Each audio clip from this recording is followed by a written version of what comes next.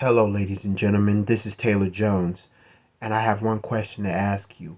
Do you have any, and I mean any, idea what time it is?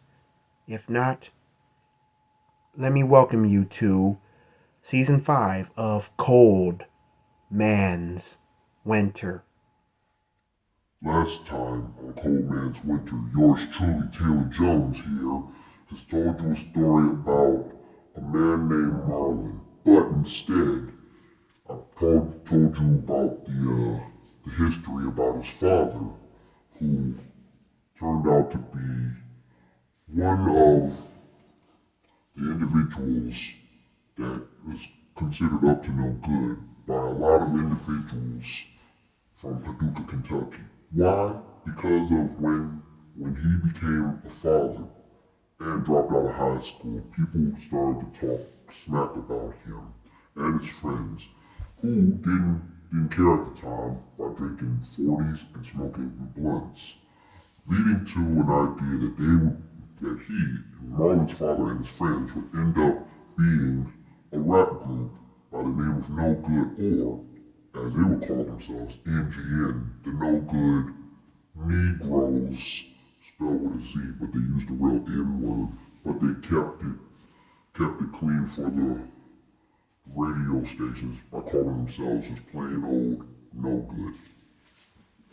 And they've been doing mixtapes, having a good time, until they had to be signed to a local record deal, Kentucky Funk Records, until the day when the person that signed Marlon's father and his group, the No Good crew, got shot over some gang-related slash I owe you type scenario, leading to the father recreating Kentucky Funk Records by paying for all the damages and making sure that the building will be more safer, even if it means to rock bulletproof vests.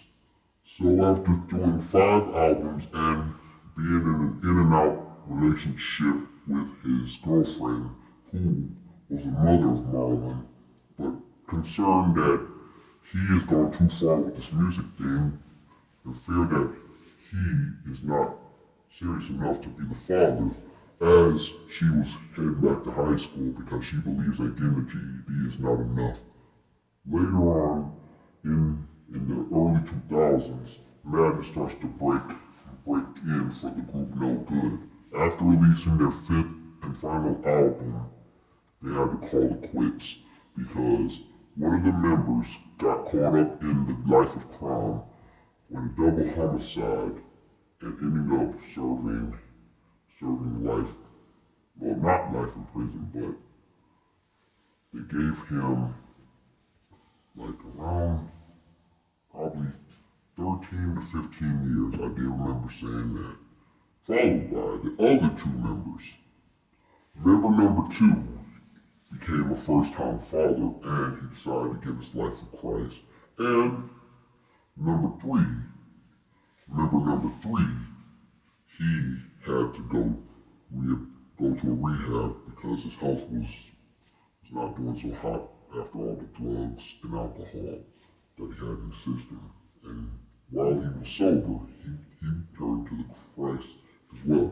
But for Marlon's father, he made the biggest mistake, killing his his girlfriend, who's concerned after trying to make amends and try to do the right thing and be in Marlon and his love his love of his life. But because she was about to call the police and or do something serious, try to get back at him for going too far as if he's about to abuse her, he killed her in plain sight. Ended up turning himself in to the police and serving 20 years behind bars. And as I said, his goal was to, his time was to be released in 2027, which is 3 years from now, but this is a fictional story. So, with all that being said, you just had a glimpse from the past, from the prequel, but now it's time to get to the real nitty gritty, aka the story of Marlon. Ladies and gentlemen, prepare yourselves for part 2.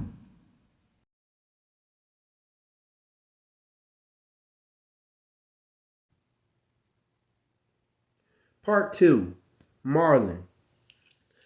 Now, who was Marlon? Marlon Jacob Hartsford, born in Paducah, Kentucky in 1989. He was the only child of two parents. But what was his life like? While his father was a high school dropout, as well as his mother being out of school just to raise the child and make sure to learn a thing or two about right and wrong. When he does right, he gets rewarded. But when he does wrong, there's consequences. And you already know the usual consequences for children when they act up. But after all the hardships that Marlon faced in his lifetime, a lot of people started to look up to him like he's better than his father figure. Because a lot of people still claim that his father was up to no good, especially when he did some rap tunes and lived a gangster life with his group No Good. His mother made sure to raise him well and to stay out of harm's way.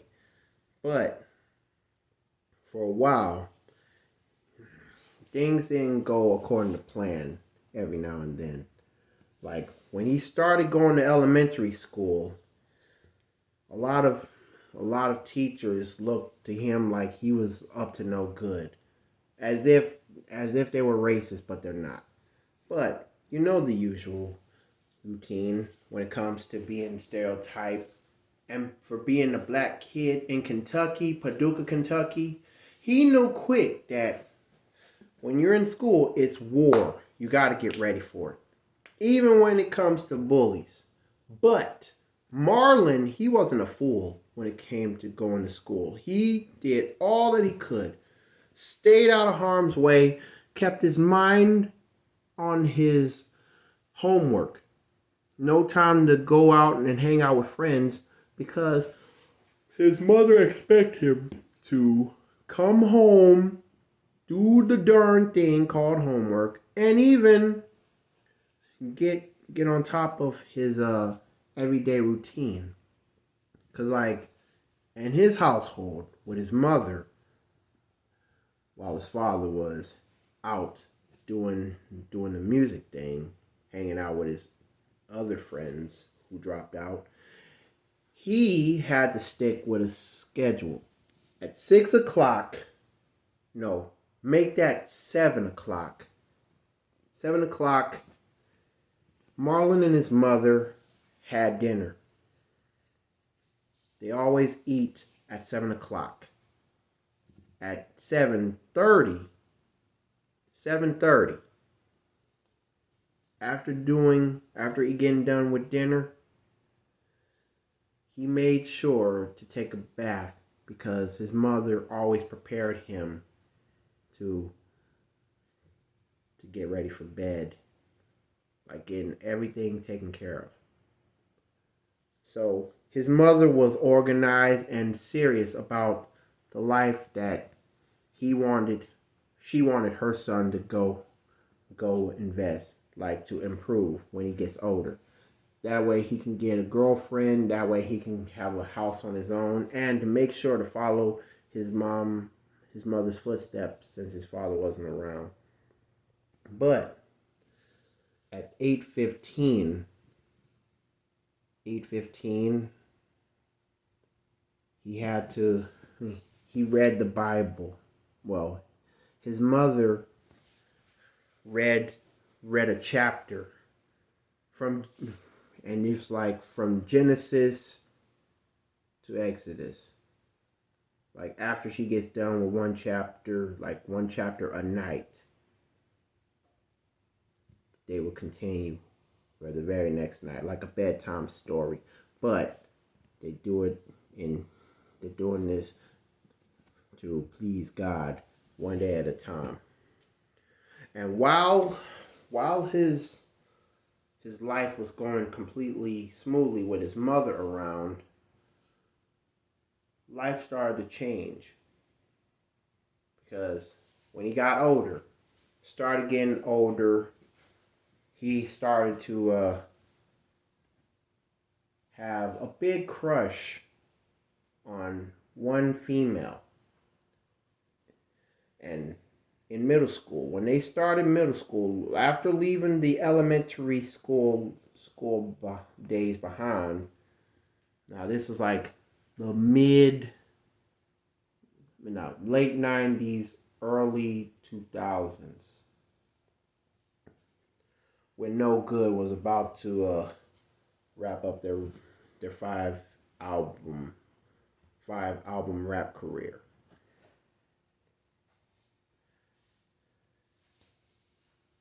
When junior high started for Marlon, let's just say that when he spotted the girl who turned out to be another African American by the name of, what good name can I think of? Oh yes. Dang, I'm sorry. I'm just lollygagging. But Jubilee, a girl named Jubilee, moved from, let's say she moved from the hood, as in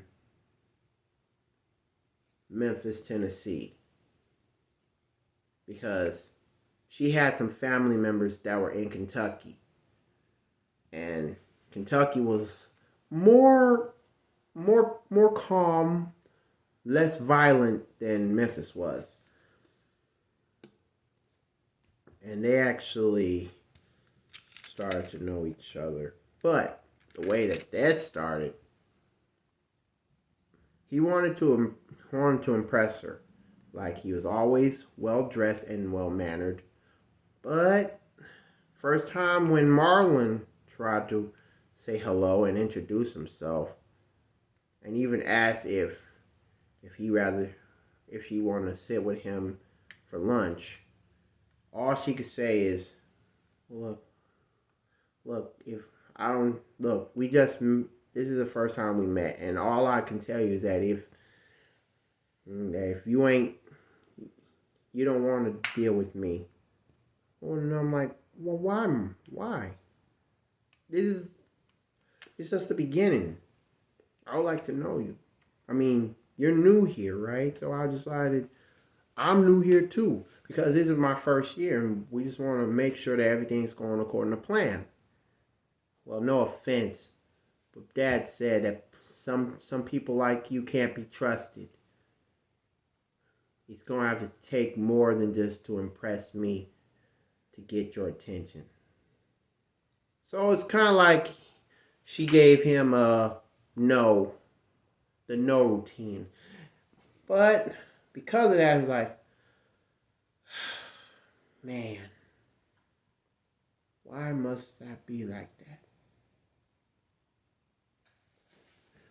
So after like, let's say after a month in school, Marlon is still feeling like, you know what? Nah, I ain't even gonna sweat it. Jubilee needs her space, and I gotta focus. And then some guy named Ron, a kid named Ron, showed up. And let's just say that while his dang.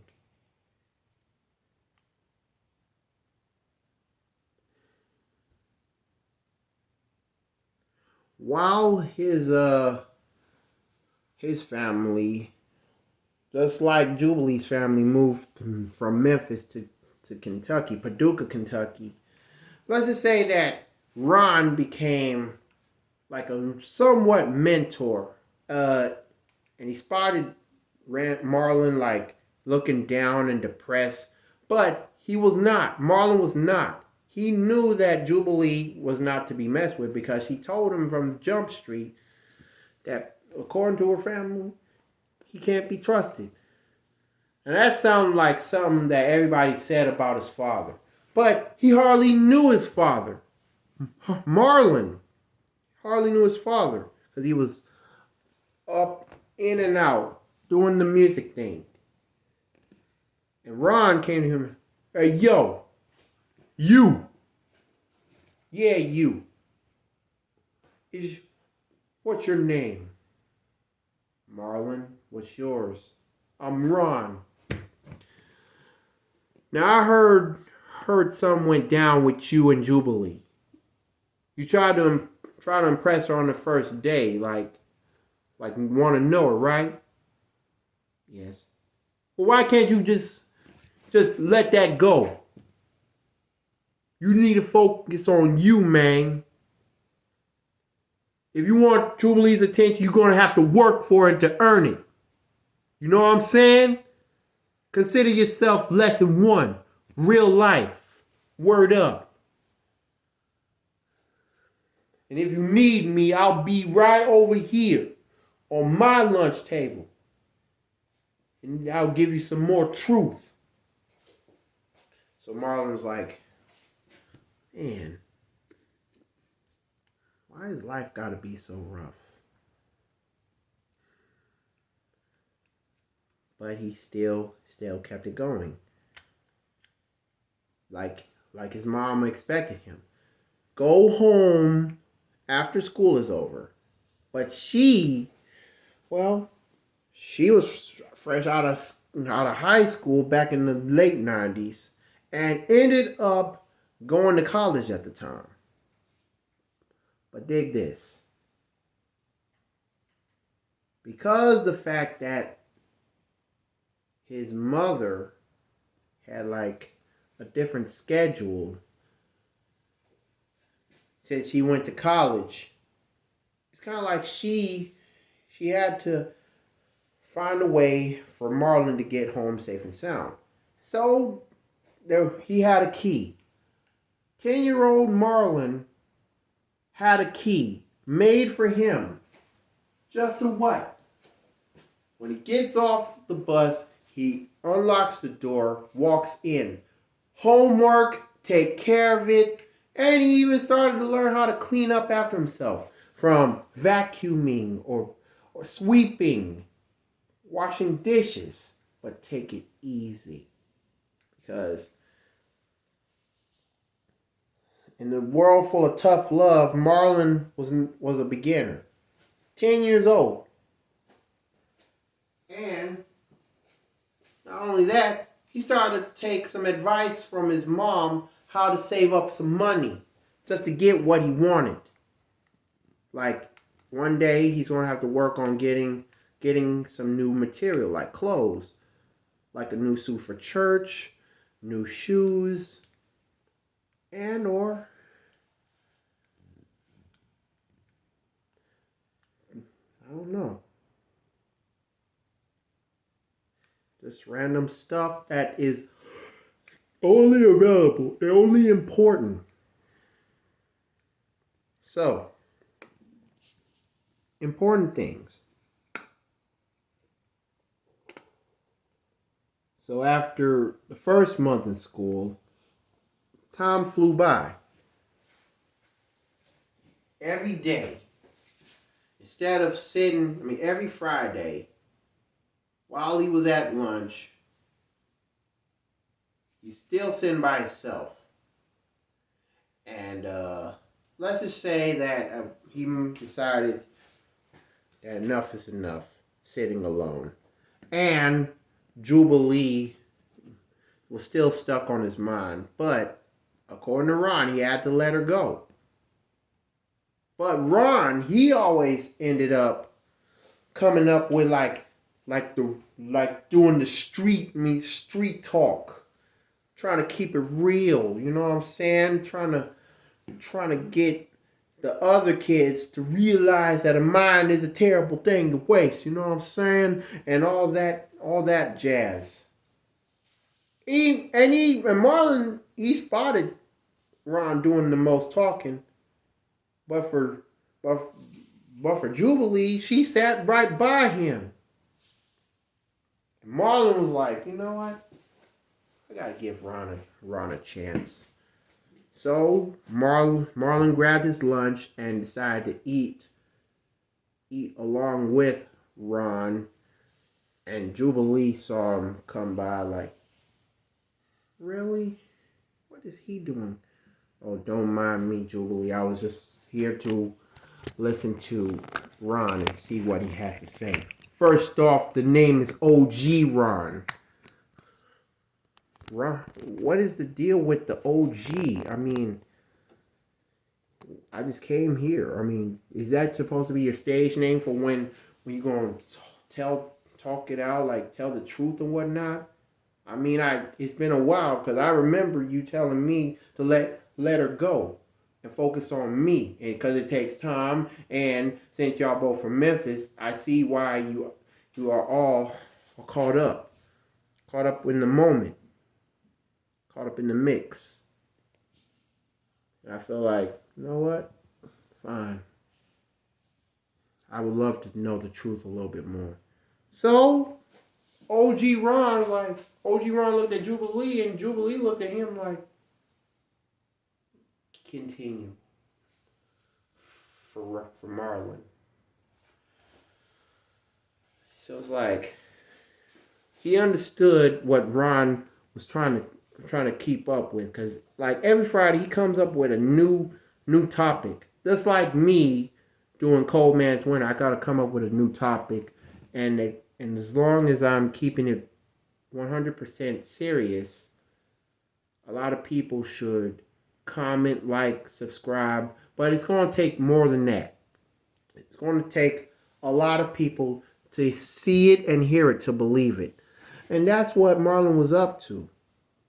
But on that day, when he got home, the key unlocked the door, walk inside, clean up, but unfortunately, Marlon spotted a collection of tapes. Wondering what was going on. And dig this. No good. He found his father's rap tapes. No good. And he wondered if Marlon, if he knew about this. No, because his mother never told him. His mother kept the tapes, but she only felt disgusted for some of the things he said. Almost all the things he said. Because all of the albums, like I said in the prequel, were parentally advised. Both explicit lyrics and explicit content when it was the late 90s, early 2000s. Too many changes. Not to mention the plaques. The plaques were dusty, and he cleaned them off, spotting his father on them. So he decided out of the blue to play some of the albums. He played one album from 95, 96, the debut, to another one. But the other one, or the second one, I think it was either that or the eighth or the third one. There was one song where, out of the blue, his father was singing Not Gonna Cry, his version of Not Gonna Cry by Mary J. Blige, and still foul language was heard. Not gonna cry nor smoke a blunt. or drink 40s week after week. I'm not going to cry or get depressed because I let the devil, because the devil has made myself weak. And to top it all off, after hearing the album, the whole album with that song on there, Marlon had the nerve to repeat that song, play it over and over. But he knew not to cuss because it was completely abnormal, negative, sinful. But he knew that he had to keep it going. So he listened to all of his father's rap group's albums, including the Greatest Hits album. And to top it all off, his mother didn't make it home yet until 6 o'clock. 6 o'clock, his mother came in.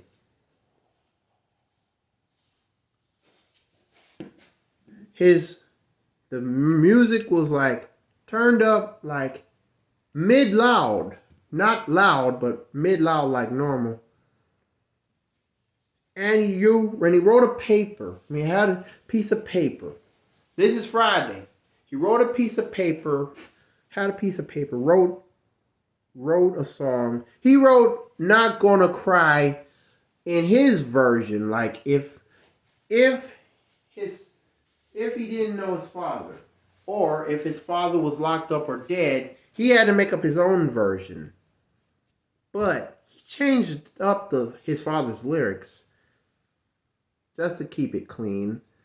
And based on the struggles that he had to deal with in school, his mother turned off that tape and said, "Marlon Jacob Hartford, where the heck did you find these?"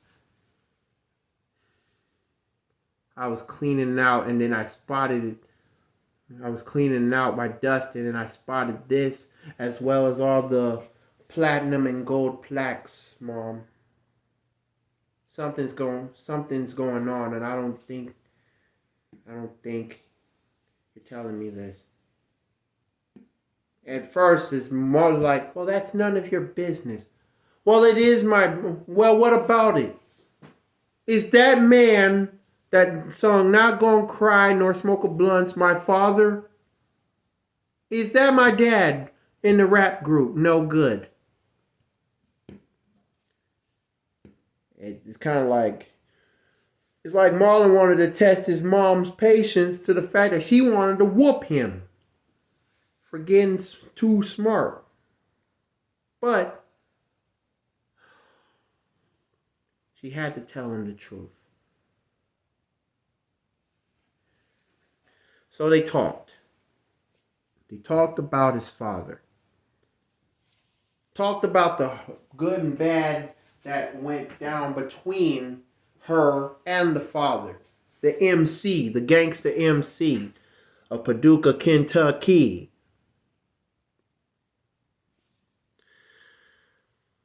What made you think about listening to the songs? Well, I didn't know my father was a celebrity, but he's just local. But I understand how tough it is because it's kind of like I never had a father that cared so much about me. He cares about the music.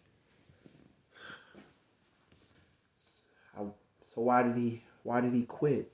What happened to the band? Well, his band, they were caught up in different situations, including your dad. Yeah. But 2003, that's when the ugly truth came out.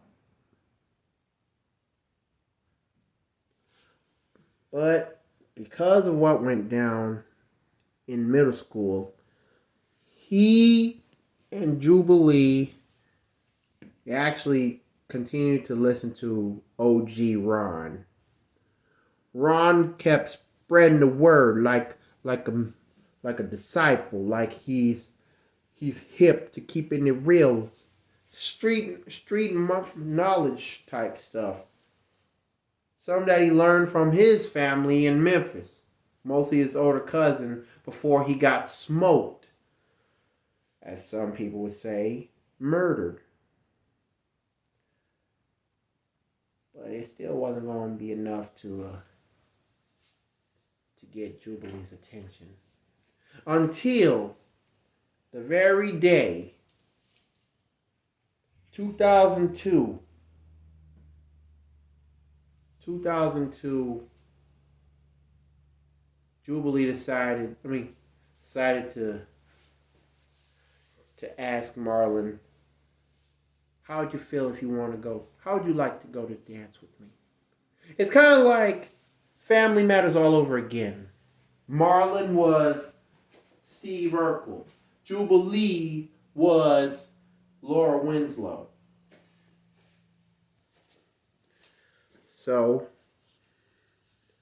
that Friday night, when the dance was supposed to take place, and it took place at the cafeteria. The principals were there, the chaperone, making sure that the kids are appropriate, hands to themselves, and no fighting. Let's just say that Marlon's mother, was wondering why he was so in a good mood and why he had to dress up. Well, he's trying to find a nice outfit for the school dance because Jubilee asked him to go. Who's Jubilee?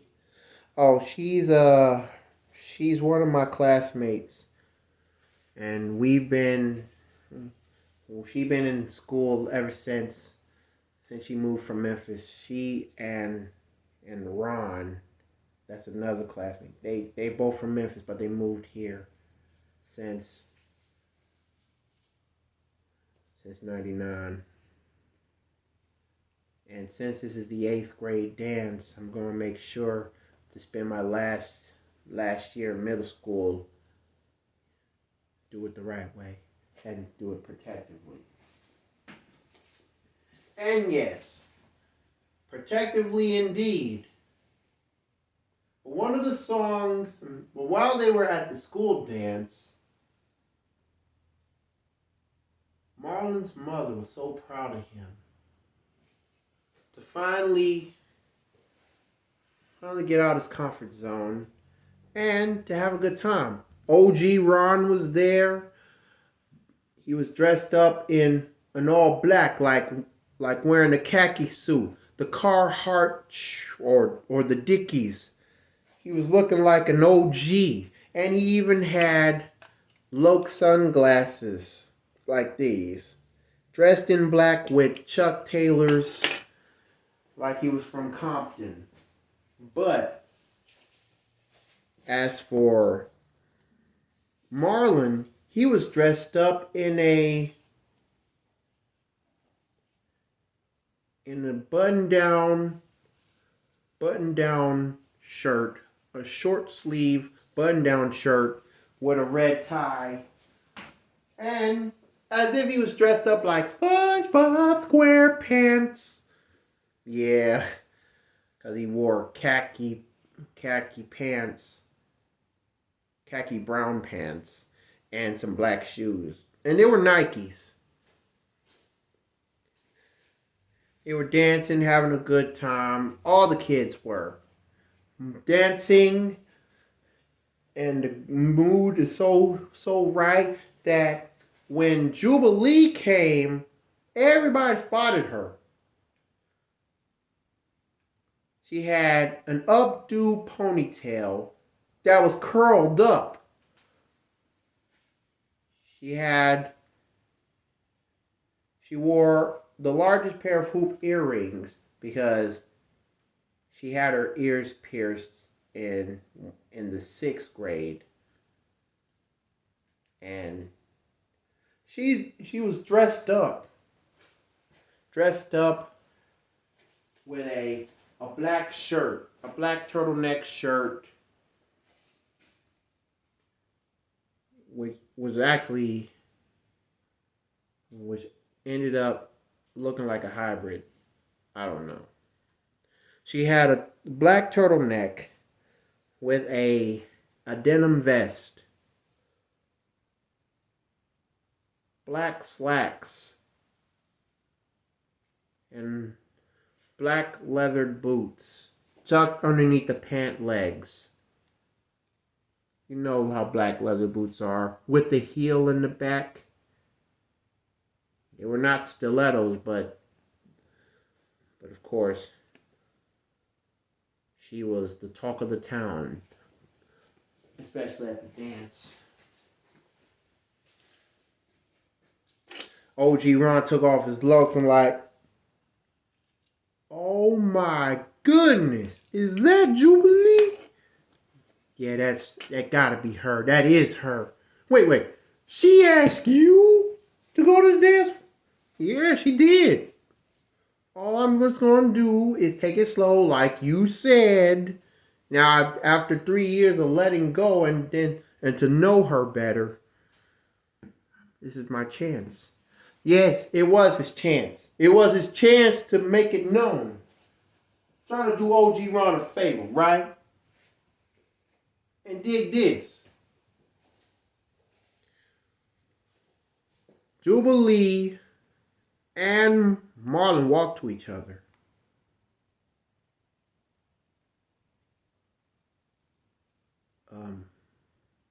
I can now, Marlon, there's something I need to tell you.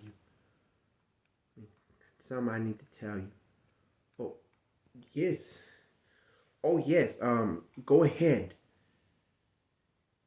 The only reason why I'm asking you to come to dance because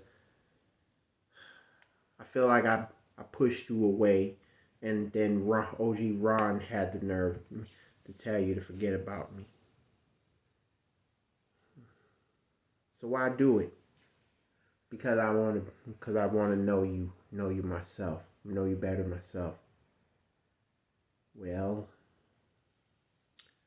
we've been hanging out.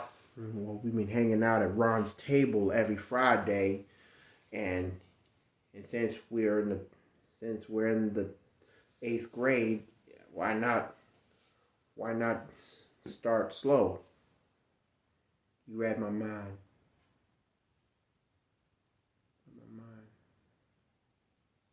And that's when she started to hold Marlon's hands, both left and right. What? And Marlon about to freak out, like, what the heck? Like, I never thought I'd see this day come when you and I are finally getting together. I wouldn't say that because we're not dating. Don't talk. But she interrupted, like, no, don't talk. Just listen. And when she said that, guess what? The DJ had the nerve to play an old school slow dance, referring to Jodeci's Stay.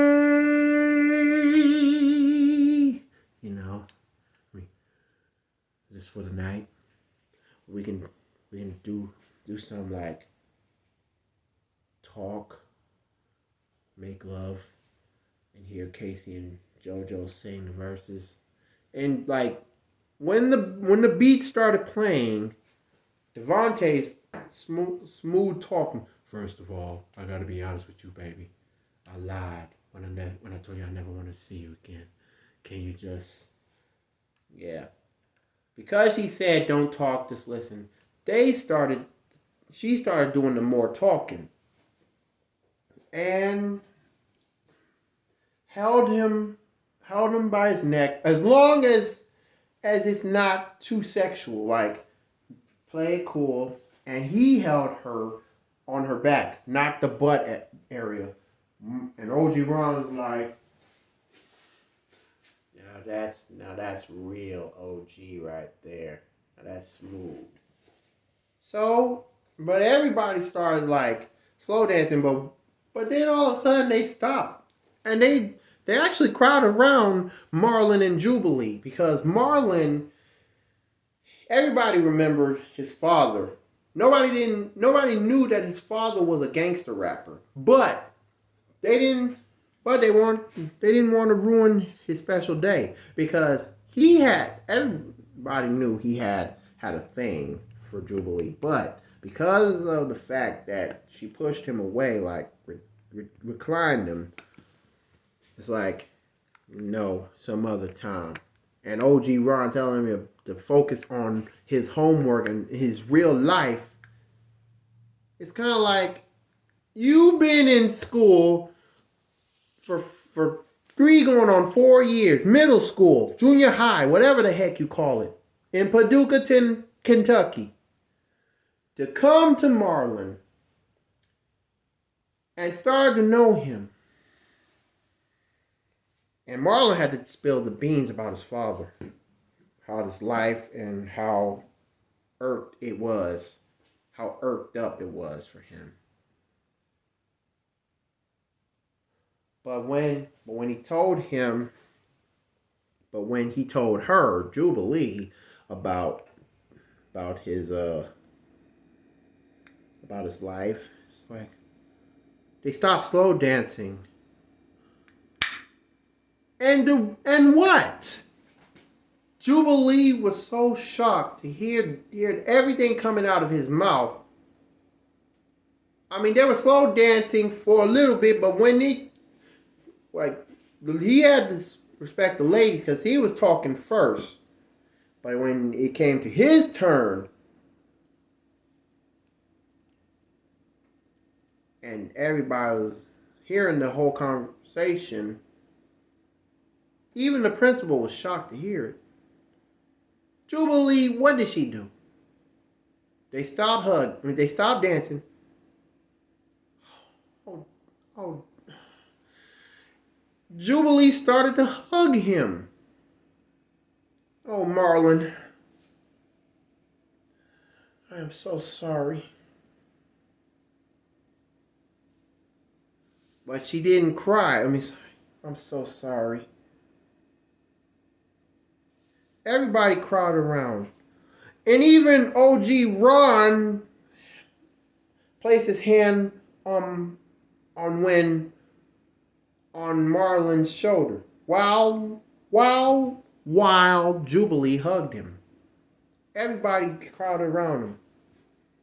They know what it was like to have a father figure, to be a local rapper, and to not have a father figure in his life every now and then, but sticking with his mom's side. I mean, he knew. But when the principal knew about what he said, he played the clean version of Not Gonna Cry. Because no good, they cleaned up their act. And they switched up the part of not gonna cry nor smoke a blunt and drink 40s week after week. I'm not gonna cry nor tell a lie. Or get in trouble week after week. And everybody started to sing along with the song.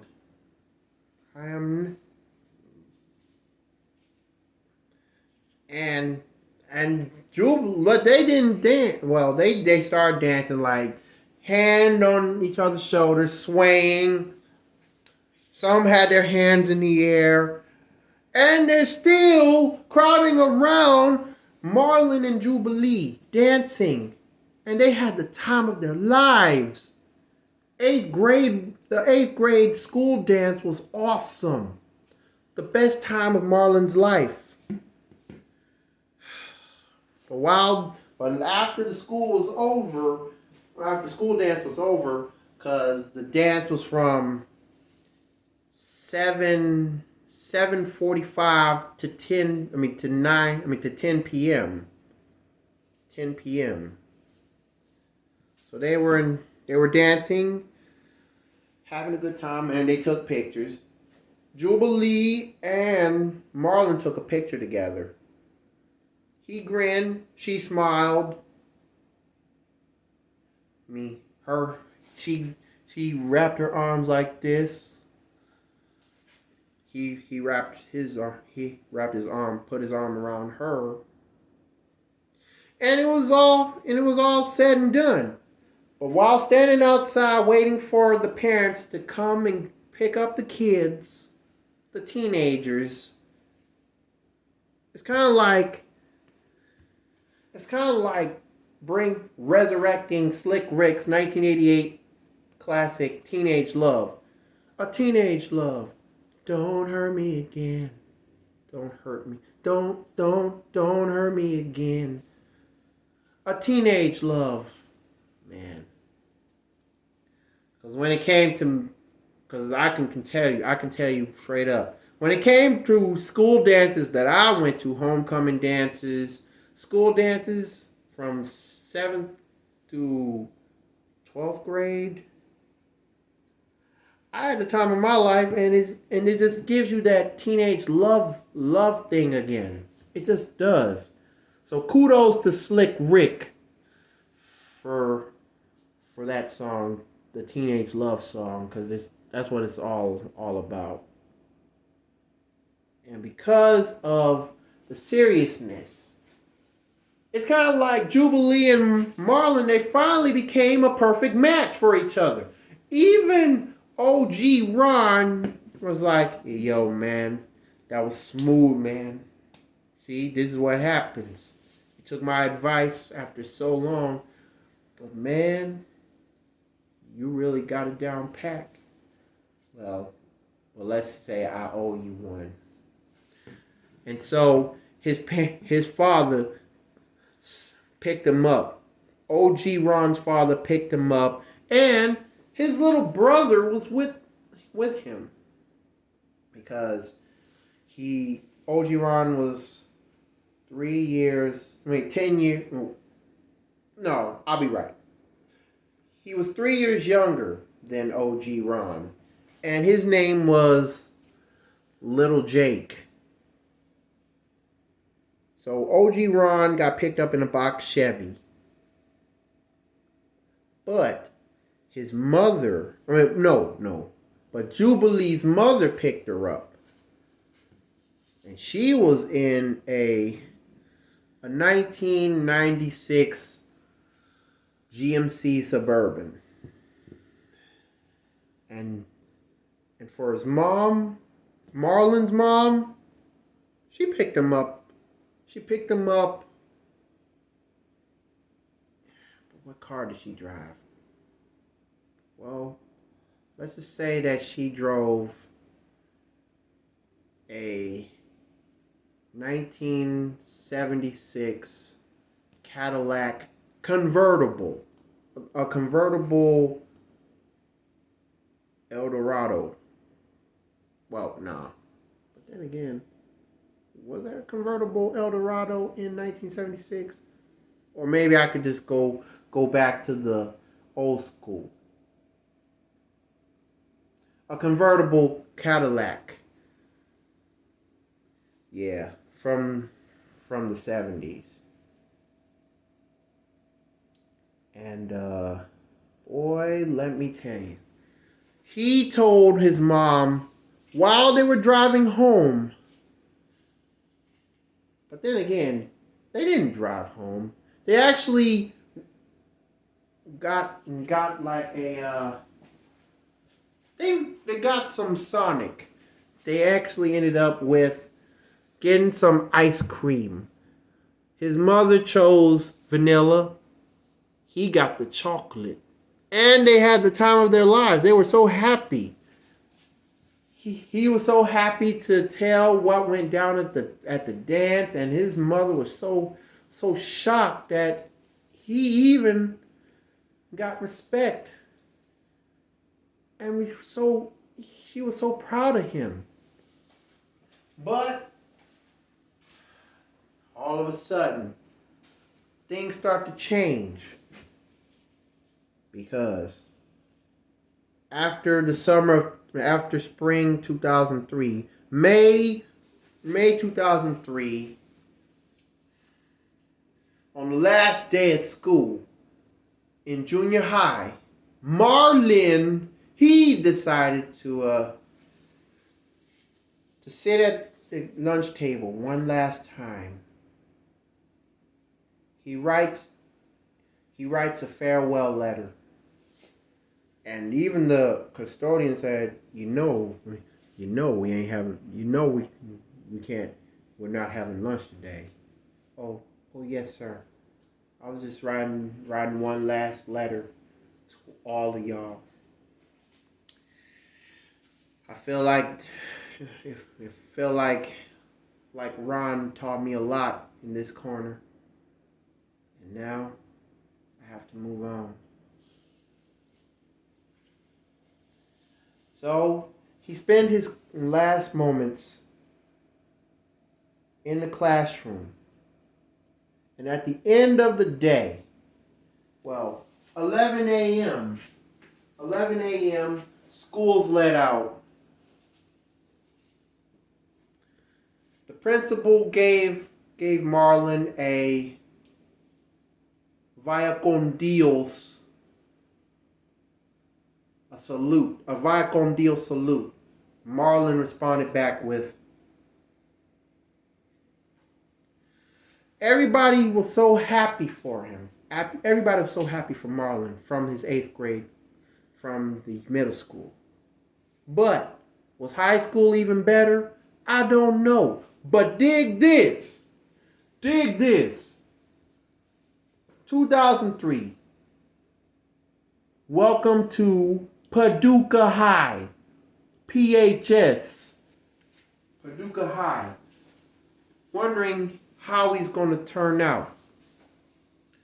Now, the teachers didn't like him at first in middle school, but they grew past that. And they found out quick that he had a local celebrity, a father figure, a gangster rapper. But he would rather be himself, Marlon. But because he was listening to his father's rap group, No Good, he decided to take some rap seriously and wrote some, especially for the summertime. Learned a thing or two like his father did. But if he was in the rap business, what would his name be? Well, I don't know. Because when he was young, he had reminisced the time when he was with his father, whether he noticed or not. And his father came up with the idea that you should be called MC Diaper. And he was so young. He had the little bib type hat on his head, and back when he was rocking diapers, he was laughed at, but in a good way, because he was so cool, calm, and collective, with so much energy that MC Diapers, for one weird reason, stood out to him. But in high school, a lot of things have changed. Now, OG Ron, he gave him some advice when he was in the 5th grade, when it came to Jubilee. Jubilee, who in the 8th grade, finally got out of her shell, got out of her comfort zone, and decided to give Marlon a chance.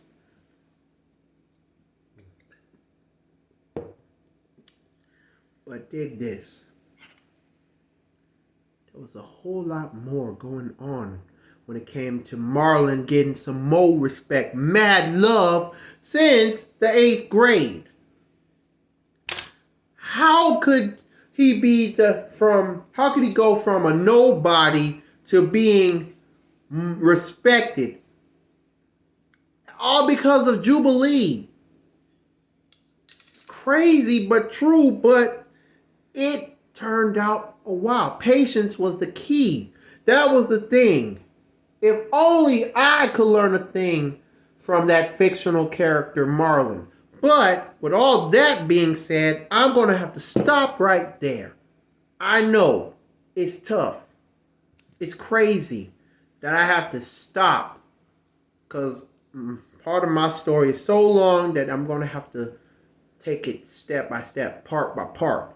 So in other words, thank you for watching part 2, the story of Marlon. But that's not all of Marlon. If you feel like this story speaks out to you because you feel like Jubilee, you feel like OG Ron, you feel like Marlon, then you might as well do the following. Like, comment, share, and subscribe to my YouTube channel. That's TC Jones Edits. Go to youtube.com/TC Jones Edits. But when you get to my YouTube channel, you're going to have to look for Cold Man's Winter V, as in the Roman numeral for 5. Cold Man's Winter Season 5. That's what the V stands for in Roman numeral description. And there'll be, well, before I say that, you got to click the notification bell and there'll be more in stores. That means you're going to have to follow me. Follow my every video that I put up, even if it's not the right time. I'm not giving up my YouTube. I'm trying to build 37 subscribers. Can I make it to 100? Can I make it to 1,000? Can I make it to 1,000,000? Till I get a plaque, it's going to take time. It's going to take mad love from Tennessee to Kentucky to Indiana, worldwide. It's not just a USA thing. This is the whole world thing. The YouTube thing. So Marlon Part 3 will be coming soon. Because right now, this is yours truly, Taylor Jones, signing out with these 3 letters. These 3 words. What are the 3 letters? What are the 3 words? Okay. Give me a T, as in I spilled the tea. B, as in bumblebee. C, as in see you on the flip side. Put them all together. TBC. Or to be or not to be continued. That is the question. But in the end credits, you know the answer, because I asked the question. You know the answer. So until then, this is yours truly, Taylor Jones, saying see you in part 3 of Marlon on Cold Man's Winter Season 5.